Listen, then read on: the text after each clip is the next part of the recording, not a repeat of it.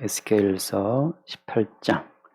오늘 5절부터 20절까지 볼 텐데 너무 길어서 그냥 5절부터 20절까지 중에서 좀 일부만 보겠습니다. 18장 5절부터 사람이 만일 의로워서 정의와 공의를 따라 행하며 산 위에서 재물을 먹지 아니하며 이스라엘 족속의 우상에게 눈을 들지 아니하며 이웃의 아내를 더럽히지 아니하며 월경 중에 있는 여인을 가까이 하지 아니하며 사람을 학대하지 아니하며 빚진 자의 저당물을 돌려주며 강탈하지 아니하며 줄인 자에게 음식물을 주며 벗은 자에게 옷을 입히며 별일을 위하여 꾸어주지 아니하며 이자를 받지 아니하며 스스로 손을 금하여 죄를 짓지 아니하며 사람과 사람 사이에 진실하게 판단하며 내 율례를 따르며 내 규례를 지켜 진실하게 행할진대 그는 의인이니 반드시 살리라. 주 여호와의 말씀이니라. 여기까지 보겠습니다. 같은 패턴이 이어져요. 계속 같은 패턴의 말이 두세 번 반복됩니다. 읽지 않겠지만 이제 보면서 할게요. 오늘 이야기의 어떤 핵심은 뭐냐면 거기 9절 말씀인데 9절 말씀 내 율례를 따르며 내 규례를 지켜 진실하게 행할진대 그는 의인이다. 반드시 살리라 그랬잖아요. 그러면 주님의 율례와 주님의 규례를 지켜서 의인이 되어서 반드시 산 자가 있습니까? 인간 가운데는 율례를 따르고 규례를 지켜서 의인 되어서 산 자는 아무도 없어요. 그러면 오늘 이 말씀 가운데 그러면 하나님께서 왜 선지자 에스겔을 통해서 율례를 따르고 규례를 지켜 의인 되고 산다는 말씀을 하셨냐 말이죠. 이 말씀은 어떤 겁니까? 우리로 하여금 우리의 실상을 보게 하는 말씀이죠. 우리로 하여금 우리의 실상을 깨닫도록 하기 위해서 율법을 주신 거예요. 율법의 기준이 주어지는 순간 우리는 그 율법대로 지켜보려고 애를 써보는데 하나님이 제시하신 율법의 기준은 점차 높아집니다. 점점 그 종류수가 많아져요. 그래서 오늘 말씀 다 안 봤지만 5절에서는 이렇게 산 위의 재물을 먹지 않고 우상 섬기지 않고 학대하지 않고 쭉 나오잖아요. 그 뒤에 또 나와요. 예컨대 12절 말씀에 가난하고 궁핍한 자를 학대하거나 또 나오고 13절 말씀에 별일을 위하여 꾸어주거나 이자를 받거나 할진대 그가 살겠느냐. 솔직히 지금 누구한테 돈 꾸어주고 이자 안 받는 사람이 있습니까? 그러니까 별일을 위해 꾸어주거나 이자를 받거나 할진대 그가 살겠느냐. 이자 받으면 죽는다는 거죠. 그럼 지금 돈을 꾸어줄 때 이자 안 받고 그런 사람이 있느냐. 점점 이게 넓어지는 거예요. 아무튼 그렇게 쭉 넘어간단 말이죠. 또 왜근데 17절 말씀 보면 손을 금하여 가난한 자를 압제하지 아니하며 이렇게 쭉 나오는데 점점 하나님께 제시하신 율례와 규례의 기준이 높아지고 다양해집니다. 따라서 그 누구도 이거 지키면 저것이 걸리고 저거 지키면 또 다른 게 생긴단 말이죠. 왜? 하나님은 율례와 규례를 통해서 우리의 본질을, 우리의 실상을 알게 하시는 거예요. 그러니까 지금도 구약을 대하면서 율법을 주신 본래의 목적을 깨닫지 못하는 사람들은 계속 말씀을 지켜서 자기의 의로움을 만들어 나가서 의인 되기 위해서 애를 쓴단 말이죠. 이게 지금 정말 구약을 볼 때 수건이 벗겨지지 않은 어두운 자들의 마음이라고 하는 겁니다. 잠깐 말씀 하나를 보면 갈라디아 3장을 잠깐 보면 갈라디아서 3장을 잠깐 볼게요. 3장 19절 말씀을 봅시다. 3장 19절 그런즉 율법은 뭐냐 말이죠. 범법함으로 더하여진 것이라 천사들을 통하여 한 중보자의 손으로 베푸신 것인데 그다음 한번 같이 볼까요? 약속하신 자손이 오시기까지 있을 것이라. 자, 약속하신 자손이신 그리스도 예수만이 이 모든 율법을 성취하고 이루신 분이라고 하는 거죠. 그러니까 지금 수없이 많은 율법 조항들이 있지만 그것은 약속하신 자손이신 예수께서 오실 때까지만 의미가 있는 거예요. 그러면서 그 뒤에 말씀 봐요. 21절 말씀, 21절에 그러면 율법이 하나님 약속들과 반대되는 것이냐? 결코 그럴 수 없느냐? 같이 봅시다. 만일 능히 살게 하는 율법을 주셨더라면 의가 반드시 율법으로 말미암아 쓰리라 했잖아요. 만일 정말 능히 하나님이 살게 하는 율법을 주셨다면, 하나님이 처음부터 정말 이 율법을 지켜서 살 수 있어서 주신 거라면, 그러니까 살 수 있는 율법을 주셨던 거라면, 그죠? 의라고 하는 것은 반드시 율법으로 나왔겠죠. 근데 그 뒤에 말씀 보세요. 또 하나 이 반전이죠. 22절 말씀, 22절에. 그러나 성경이 모든 것을 죄 아래 가두었다 말이에요. 가두었다. 율법을 주신 것은 왜 주신 겁니까? 결국은 우리 모두를 죄 아래 가두기 위해 주신 거예요. 이렇게 명백하게 성경에서는 율법으로 말미암아 살 수 있느냐? 아니라는 거죠. 율법 주신 그 이유는 우리 모두를 죄에 꽁꽁 가두게 해 주셨다고 하는 거죠. 그래서 성경이 모든 것을 죄 아래에 가두었으니 이는 예수 그리스도를 믿음으로 말미암아 암 약속을 믿는 자들에게 주려 합니다. 결국은 예수 그리스도를 믿는 믿음으로 주어지는 그 약속, 믿음으로 주어지는 그 의를 주기 위해서 하나님께서 모든 것들을 죄 아래에 가두신 겁니다. 그러니까 이러한 신약 성경의 빛으로 다시 에스겔 선지자 구약성경을 보게 되면 명확하죠. 이스라엘 백성들은 살 수 있는 길이 없어요. 죽어 마땅하다는 거죠. 그냥 죽어야 되는 겁니다. 언제까지? 약속하신 자손이 오시기까지 죽는 거예요. 그러니까 구약 시대이지만 약속하신 그분이 오실 때까지 그들은 죄 가운데 갇혀 있어야 된다는 거죠. 오늘날도 많은 분들이 계속 율법을 지켜야 된다, 말씀을 지켜야 한다, 말씀대로 살아보자. 또다시 돌아가는 거예요. 옛 언약으로. 불가능한 싸움을 싸우는 거죠. 그 다음에 뒤에 보세요. 23절 말씀 갈라디아 3장 23절. 믿음이 오기 전에 우리는 율법 아래에 매인바되고 계시될 믿음의 때까지 어떻게 했다? 갇혔느니라. 그래서 그 뒤에 무슨 말씀입니까? 24절 말씀에 24절. 같이 봐 24절에 이같이 율법이 우리를 그리스도께로 인도하는 초등교사가 되어라고 하죠. 율법은 어때요? 초등교사 역할을 하고 있는 거예요. 엘리멘터리 스쿨, 초등학교 교사 말이죠. 왜? 어떤 점에서 율법으로 말미암아서 우리의 실상을 까발리는 거죠. 까발려서 진짜 우리 안에는 율법을 지킬 수 있는 그런 능력이 없다는 사실을 알게 하는 거예요. 그러면 어때? 그러므로 드디어 고개를 들고 눈을 들어서 그리스도를 바라보게 하는 거죠. 그러니까 율법은 우리의 한계성, 실상을 다 까발리고 드러내어서 그리스도께로 우리를 인도하는 거예요. 이래서 예수님이 홀로 모든 율법을 다 완성하시고 언약을 성취하시고 우리를 대신에 십자가에 죽으심으로 구원을 이뤘다는 사실을 보게 하는 거죠. 그게 율법이 주어진 초등교사의 역할이에요. 25절 말씀. 믿음이 온 후로는 우리가 초등교사 아래 있지 아니하도다. 참 얼마나 자유로운 말씀인데 더 이상 이제 우리를 얽어매는 율법 가운데 있지 않다는 거죠. 왜? 율법이라고 하는 걸 다 지켜내신 그리스도 예수 안에 우리가 있기 때문에. 그러니까 우리는 교회에서 뭘 증거하는 겁니까? 이 말씀대로 사세요. 말씀대로 지키세요. 율법도 지금 필요합니다. 이런 모든 말은 다시 우리를 초등교사로 돌이키는 어떤 과정이라고 하는 거죠. 더 이상 이제는 우리가 초등교사 아래 있지 아니하도다.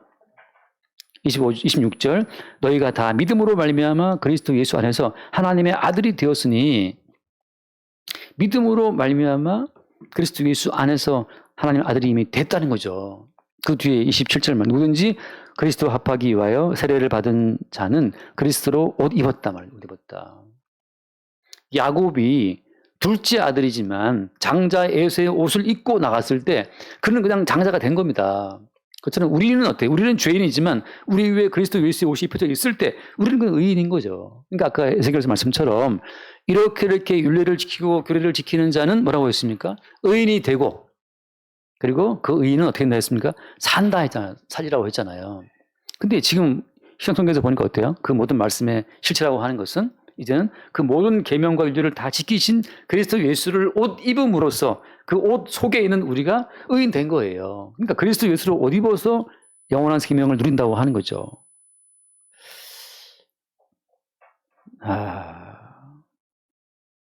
그래서 제가 보기에 너무나 명확한데 너무나 많은 분들이 성경을 볼 때마다 지켜야 될 말씀으로 마치 우리가 지키지 않으면 하나님이 굉장히 서운해서 어쩔 줄 모르는 하는 것처럼 그러는데 하나님은 이미 우리의 본질을 아시기 때문에 아예 기대를 안 해요. 우리한테는 아예 기대를 안 합니다. 나는 너 그런 거 알아.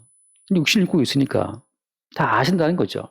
그래서 넘어가서 그 뒤에 보면은 갈라디아 4장 1절까지 보면 갈라디아 4장 1절까지 이어서 보면 내가 또 말하노니 유업을 이을 자가 모든 것의 주인이나 어렸을 동안에는 종과 다름이 없어서. 자, 중요한 건 뭐냐. 그런 마찬가지예요. 하나님의 아들 된 자들은 율법이라는 이 모든 과정이 어때요? 필요하다는 거죠. 그러니까 율법을 통해서 우리의 본질을 깨우침 받는 그런 과정을 우회해서 십자가 보험으로 바로 갈 수는 없어요. 이게 무슨 말인가 하면은 그 도올 김용옥이라는 사람이 그때 한번 뭐 특강한 걸 잠깐 들어보니까 신약 성경을 믿는 그리스도인들이 왜 구약을 믿고 있냐 말이죠. 구약을 찢어버리라 막 이제 막 구약은 필요 없으니까 구약을 버려야 된다 이렇게 막 말하는 걸 내가 들었는데 저 사람은 정말 예수를 모르는 사람이죠. 구약이 붙어 있는 이유는 왜 붙어 있는 겁니까? 결론부터 말하면 예수께서 어떠한 율법을 성취하셨는가를 우리에게 보여주는 거예요. 모든 구약 성경은 우리가 지켜야 될 말씀이 아니고 우리가 지키기에 실패한 말씀이고 우리가 지키기에 실패한 말씀이기 때문에 예수께서 어떠한 말씀을 다 성취해내었는지 예수님이 이루어내신 그 모든 율례와 규례의 아주 세부적인 모든 부분이 다 구약 성경에 나와 있는 겁니다. 찢어버리면 예수께서 뭘 지켰는지 뭘 이루었는지를 다 몰라요. 우리는. 여기 나와 있는 무수히 많은 제사법, 성전에 관련된 그런 법, 행위에 관한 그 모든 법들이 다 예수님께서 그 몸으로 이루신 것들이기 때문에 구약 성경을 버리면 안 되는 거예요. 구약 성경 속에 들어있는 약속들 자체를 이제 신약의 빛으로 다 녹여내는 작업이 필요한 것뿐이죠. 그래서 우리는 여전히 구약을 보면서 우리를 구원하신 예수님의 그 모든 역사, 바꿔 말하면 예수님께서 용서하신 그 모든 죄의 목록이 여기 다 들어있는 거예요. 제가 늘 말하잖아요. 그죠? 이건 성도님이 정확히 이해했던 그 주님이 다 결산하신, 계산해 놓은 그 계산 목록 영수증을 보는 것처럼 말이죠. 볼 때마다 이런 것을 주님이 다 하셨구나를 쭉 보는 거예요. 그러니까 어때요? 볼 때마다 이 말씀이 즐거운 거죠. 마치 우리가 맛있는 어떤 식사를 하고 나서 식사를 뷔페 가서 한 10몇 개를 먹었다고 쳐요. 영수증 나오면 거기에 뭐 얼마 나오지 않습니까? 파스타 얼마, 뭐 피자 얼마, 뭐 사이다 얼마 이렇게 먹었구나 본 것처럼 성경은 다 예수님이 다 이루신 그 모든 내용들을 다 기록한 것이 율법이기 때문에 다윗이 성경을 볼 때마다 꿀송이처럼 달달한 것이 내가 지켜야 될 부담감으로 봤다면 그게 괴로움이지만 나는 지키기에 실패했으나 주님이 이루신 말씀이기 때문에 그건 즐거움인 거예요. 자, 그래서 하나 더 살펴봅시다. 로마서를 잠깐 봐요. 로마서 7장을 봅시다. 로마서 7장 8절부터 볼까요? 8절. 로마 7장 8절. 그러나 죄가 기회를 타서 계명으로 말미암아 내 속에서 온갖 탐심을 이루었나니 이는 율법이 없으면 죄가 죽은 것이라. 그러니까 율법이 없으면 죄도 없어요. 근데 율법이 오기 때문에 우리 안에 죄가 살아나는 겁니다. 9절 말씀 볼까요? 전에 율법을 깨닫지 못했을 때에는 내가 살았더니 계명의 이름에 죄는 살아나고 나는 죽었도다. 이게 지금 신약시대에 사도가 깨달은 겁니다. 자, 계명의 이름에 율법이 딱 오니까 어때요? 자, 깨닫지 못한 사람들은 계명이 내게 오면 요시 한번 지켜보자 하고 계명이 오면 그 말씀 지키려고 막 시도한다고 하는 거예요. 근데 어떻습니까? 계명이 딱 오니까 어때요? 죄는 살아나고 나는 죽었다. 내 몸에서 온갖 죄가 살아나요. 동시에 어때요? 죄의 삭은 사망이라. 그 죄로 인해서 나는 죽게 되었구나. 자기의 죽음 마땅한 것을 본다는 거죠. 그러면서 함께 봐요. 그 다음 말씀 10절 말씀 10절 생명에 이르게 할 그 계명이 내게 대하여 도리어 어떻게 됐어요? 사망에 이르게 하는 것이 되었도다. 이 말씀이 아까 에스겔서에 제가 처음 물었지 않습니까? 이 율례를 지키고 규례를 지켜서 의인이 되어서 생명에 이를 자가 있느냐 말이죠. 있었느냐 말이죠. 없어요. 한 명도 예수님밖에. 여기 무슨 말씀해 주니까 사도가 말하기를 생명에 이르게 할 그 모든 계명이 내게 대하여 뭘 이루었어요? 오히려 사망에 이르게 하는 것이 되었단 말이죠. 이게 진정 성령 받은 자의 고백이라고 하는 거죠. 성령을 받지 못했거나 예수 그리스도를 믿는 믿음의 도가 뭔지를 모르는 사람들은 지금 또 이 모든 계명을 지켜보려고 애를 쓴다는 사실. 그러니까 교회를 나와도 계속 이 계명 지키기에 애를 쓰게 되고 계명 지킨 거에 따라서 자기 자신을 의인이라고 포장해요. 나 이거 지켰으면 나는 괜찮은 사람이라고 생각했는데 그게 아직 성령을 받지 못한 사람의 증거 아닌가 저는 늘 그런 의심을 하죠. 방언을 해도 소용없습니다. 방언을 해도 마찬가지고 분명히 구약성경을 보게 되면 똑같죠, 그죠? 에스겔에서 무슨 말씀하십니까? 이렇게 율례를 지키고 규례를 지키면 의인되고 생명 얻으리라 했잖아요. 살리라고 했는데, 그러니까 그 모든 계명은 어때요? 오늘 바울이 말한 것처럼 생명에 이르게 할 그 계명이죠. 간단히 말하면 에스겔에서 오늘 아까 몇 절이었습니까? 에스겔에서 18장 9절 말씀이잖아요. 에스겔 18장 9절을 신약성경에 한 단락로 요약하면 이거죠. 생명에 이르게 할 그 계명. 이게 지금 사도가 요약한 거예요. 에스겔 18장 9절 말씀 요약하면 생명에 이르게 할 그 계명이죠. 근데 어때요? 실제 그 계명을 지켜 생명에 이르려고 애를 써 봤는데 어때요? 결론은 도리어 사망을 내게 이루는 거죠. 네, 그 말씀 지키기 실패했으니까 안 되니까. 11절 죄가 기회를 타서 계명으로 말미암아 나를 속이고 그것으로 나를 죽였는지라. 죄가 기회를 보고 있다가 딱 율법이 주어지니까 율법 못 지켰으면 너 죽는 거야. 계명이 오르니까 죄가 막 살아나서 오히려 우리를 다 죽여버리는 거죠. 그래서 그 뒤에 말씀 13절 그런즉 선한 것이 내게 사망이 되었느냐? 그럴 수 없느니라. 함께 봐요 이제. 오직 죄가 죄로 드러나기 위하여 선한 그것으로 말미암아 나를 죽게 만들었으니 이는 계명으로 말미암아 죄로 심히 죄되게 하려 함이라. 이게 아까 말한 것처럼 성경이 모든 걸 주 아래 가두었다. 같은 표현이에요. 이는 계명으로 말미암아 죄로 심히 죄되게 하려 함이다. 주님이 계명을 주신 것은 죄로 심히 죄되게 하기 위해서 계명을 주신 거예요. 너무나 명확하지 않습니까? 그래서 우리가 율법은 신령한 줄 알거니와 나는 육신에 속하여 주 아래 팔렸다. 그래서 사도의 고백은 뭐냐? 결론적으로 24절 말씀 봐요. 그 7장 24절로만 7장 24절 오라 나는 곤고한 사람이로다. 이 사망의 몸에서 누가 나를 건져내라. 결론이 뭐냐? 계명을 지키기 위해서 평생을 노력한 사도의 결론이 뭐냐? 나는 곤고한 사람이고 내 몸은 어떤 몸이에요? 사망의 몸이라는 사실을 보는 거죠. 오라 나는 곤고한 사람이로다. 이 사망의 몸에서 누가 나를 건져내랴. 그러면서 어때요? 25절 우리 주 예수 그리스도로 말미암아 하나님께 감사하리로다. 그런즉 내 자신이 마음으로는 하나님의 법을 육신으로는 주의 법을 상대. 자, 여기서 이제 그 8장 1절로 넘어가는 거예요. 여기서 이제 우리 모두를 주 아래 가두신 주님의 경륜의 목적이 드러나는 겁니다. 8장 1절 같이 봐요. 8장 1절. 잤습니까? 8장 1절. 그러므로 이제 그리스도 예수 안에 있는 자에게는 결코 정죄함이 없나니라고 하는 거예요. 여기서 이제 모든 인간을 다 죄 가운데 사망 가운데 집어넣고 나서 이제 그리스도 예수라고 하는 새로운 존재를 우리 가운데 제시하는 겁니다. 그리스도 예수 안에 있는 자에게는 정죄함이 없다. 2절 말씀. 이는 그리스도 예수 안에 있는 생명의 성령의 법이 죄와 사망의 법에서 너를 해방하였습니다. 이건 다른 법이에요. 다른 법. 북한의 법에 있다가 남한의 법에 속하는 것처럼 말이죠. 이번 아시안 게임에서 보니까 그 북한이 방송할 때 대한민국을 괴뢰라고 했더라고요. 괴뢰. 북한 대 괴뢰라고 했던데 남한 정부를 괴뢰라고 표현하는 거죠. 났더라고요. 신문에. 그래서 예수 안에는 생명의 성령의 법. 그러니까 성도가 살아가는 그 법은 새로운 법의 차원이에요. 지구에 사는 자에게는 중력의 법칙에 적용을 받지만 우주에 나가는 순간 중력이 없잖아요. 마치 그런 것처럼 그리스도 예수 안에 있는 자에게는 새로운 차원의 새로운 법의 세계에 살고 있는 어떤 법입니까? 결코 정죄함이 없는 세계. 근데 법은 있어요, 없어요? 법은 있지. 근데 그 모든 법이 어때요? 우리를 정죄할 수 없고 그 모든 법을 친히 이루신 그래서 예수 안에 거함으로 말미암아서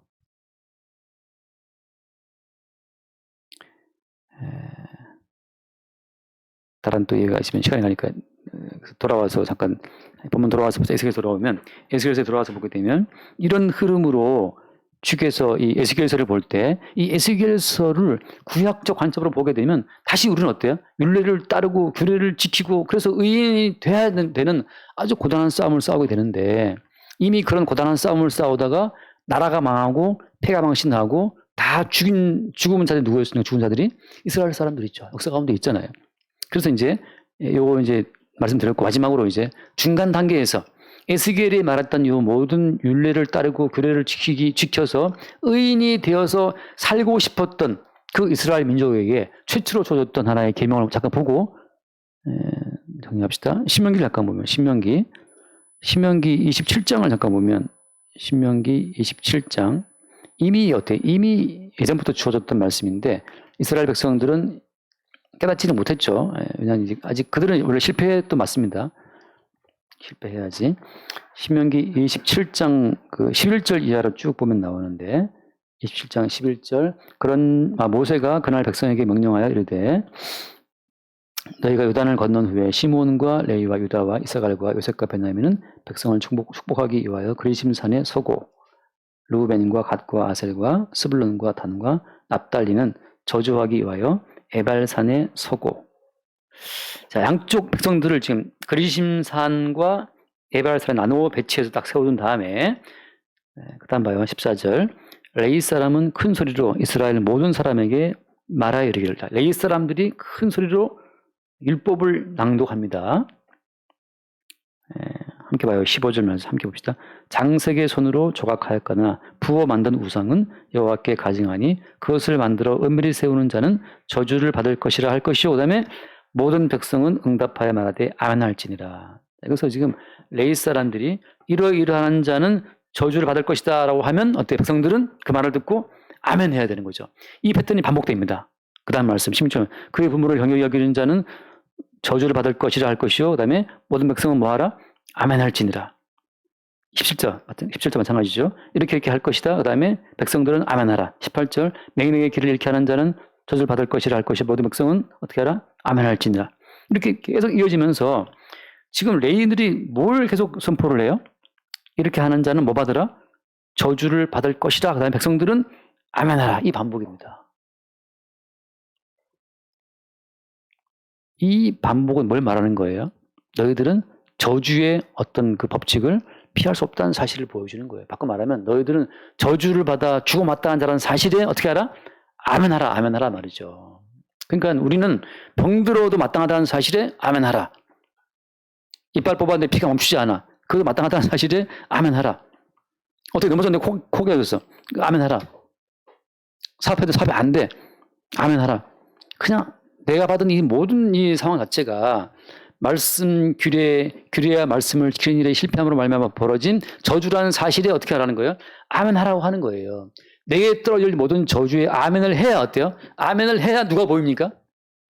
예수가 보이는 거예요. 왜? 이 모든 율법은 아까 말한 초등교사니까 우리가 이 모든 거에 실패해서 그 저주를 받아 마땅하다는 사실을 인정해야만 비로소 그리스도 예수가 십자가에 죽임당하신 분이 보이는 거예요. 누구처럼? 십자가의 강도처럼.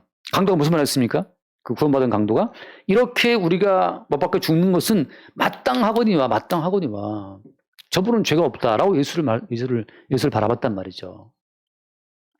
그래서 많은 분들이 인용하는 말씀이고 신명기 28장인데 28장 말씀 한번 28장 1절 말씀 봅시다. 28장 그 뒤에 신명기 28장 1절 이게 얼마나 어려운 말인지 제가 말씀드리고 싶은 거예요. 28장 1절에 네가 네 하나님 여호와의 말씀을 삼가 듣고 내가 오늘 내게 명령하는 그의 모든 명령을 지켜 행하면 내 하나님 여호와께서 너를 세계 모든 민족 위에 뛰어나게 하실 것이라. 자, 이 말씀 붙잡고 지금 또 기도하는 분이 있어요. 저랑 한 5년간 교제했던 목사님들이 있었는데 그 목사님들은 28장 1절 말씀이 그 교회의 모토입니다. 예, 카톡에도 이게 적혀 있어요. 카톡 부사에도.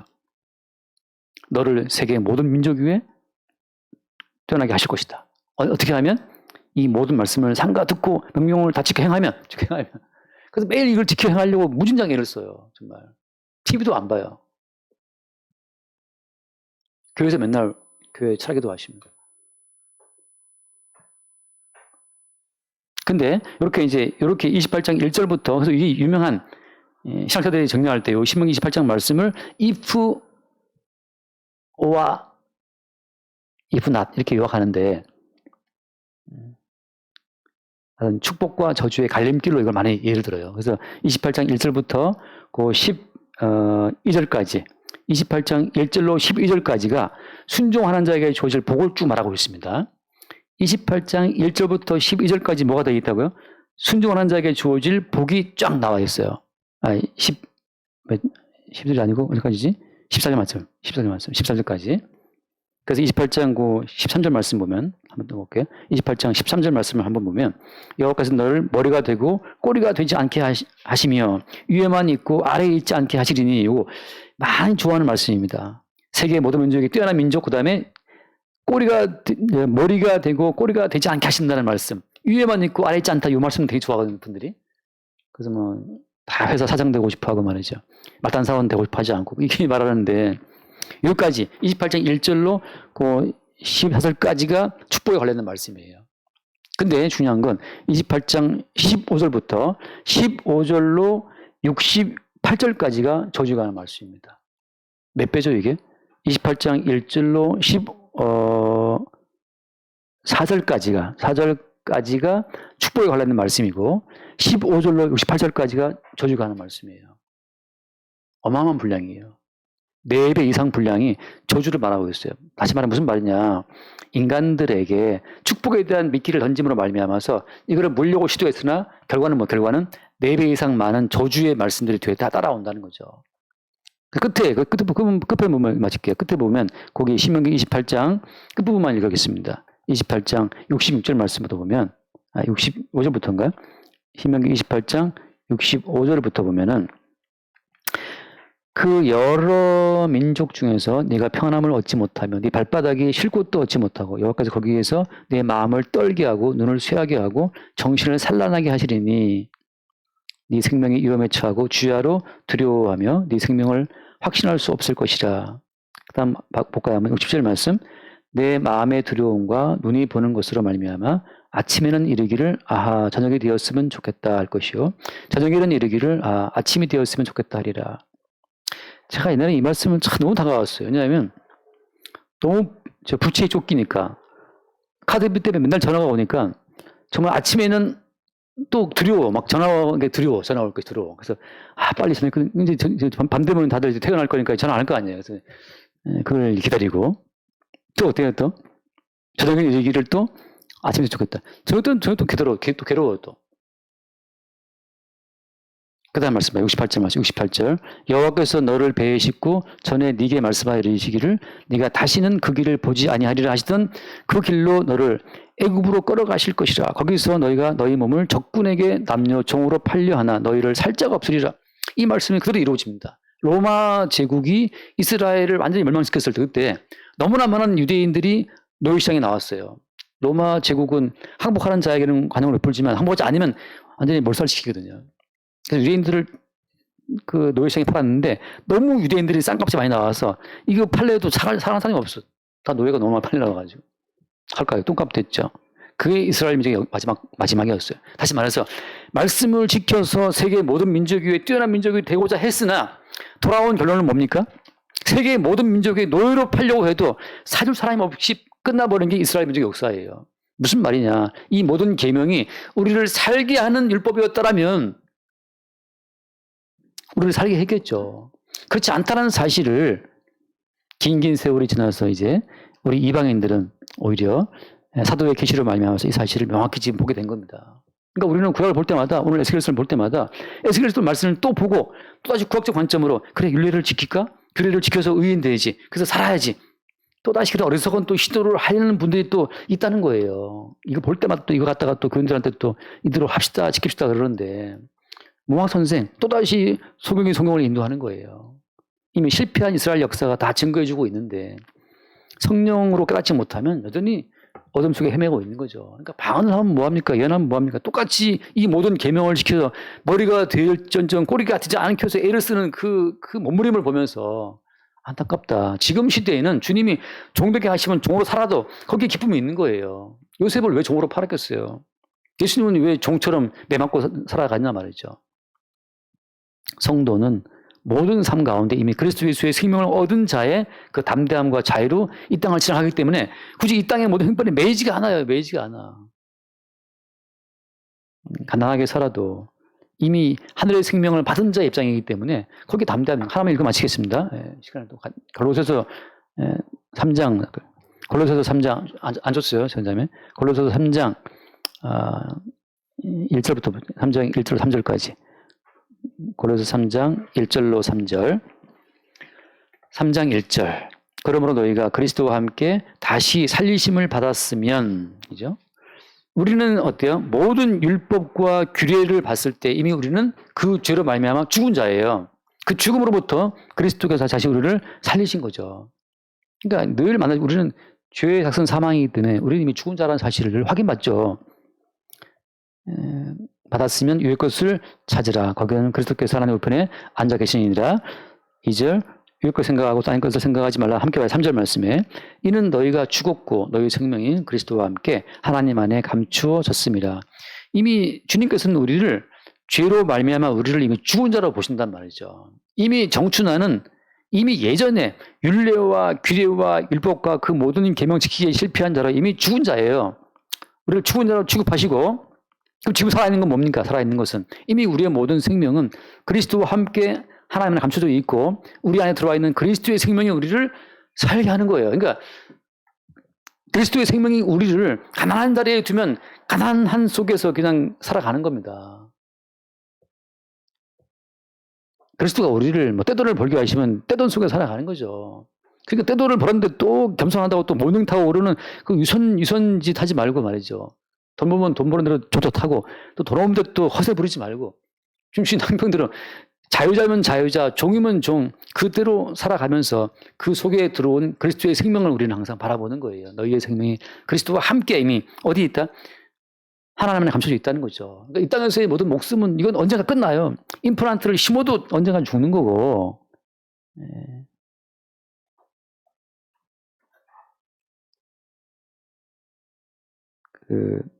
아는 분이 돌아가셨는데 화장을 했는데 무릎에 이제 그 인공 관절을 심었어요. 마지막에 다 태웠는데 인공 관절 쇠 같은 것만 남아 있지. 이거 어떻게 가져가실랍니까? 물어보더라고 그 직원이. 그냥 빻아서 빻을 건 빻고 안 되는 건 그냥 털어주세요. 그러니까 거기 직원 알았다고 이제 그 인공 관절 그 쇠 뭉치는 따로 이렇게 따로 빼내고 이제 다 빻아서 이렇게 주시더라고. 남는 건 아무것도 없어요.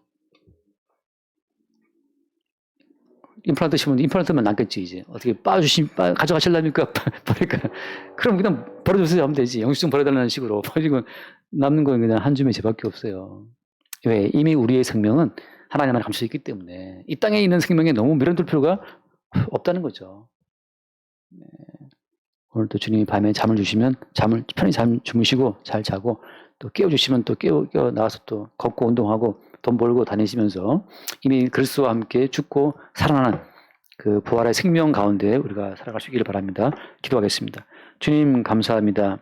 이미 율례와 규례를 주신 그 모든 목적이 사실은 그리스도 안에 감춰진 새로운 생명을 우리에게 알게 하게 주신 것임을 알게 해주셔서 매 순간 법을 통해 모든 법을 완성하신 그리스도 예수의 온전함을 바라볼 수 있도록 인도하여 주옵소서. 우리 주 예수로 기도드립니다. 아멘.